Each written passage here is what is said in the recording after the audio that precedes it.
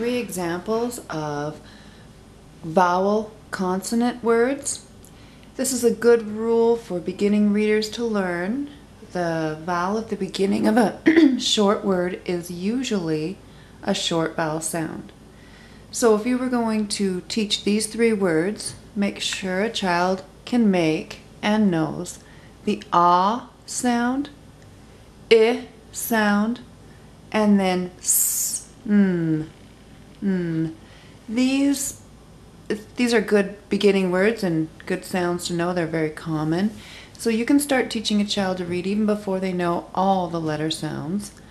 And one tip I like to give is when a child is learning to read, teach a child to stretch the sounds and hold it, if they can, until they're ready for the next sound.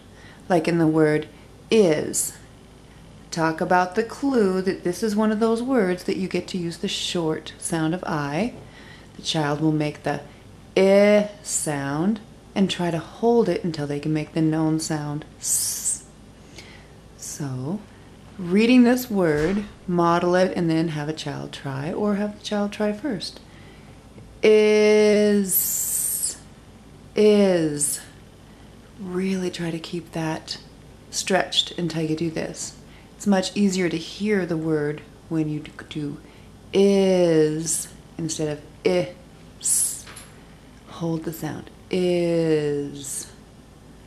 And the next one, remind about the short vowel sound at the beginning. That's called a vowel consonant word. And they'll come across a bunch of words in reading that follow this rule. In, and then try to pull out that short vowel sound for this. See if the child knows it. If the child doesn't, give it to them. Ah. Talk about stretching it. On. If they can read it quickly, and they're ready for the N sound quickly, the N sound quickly, that's okay too. On. Or if it takes a while to pull that sound out of their brain, they might need to hold this sound until they're ready to make this sound. On. And then the next time they try to read it, they can read it quicker.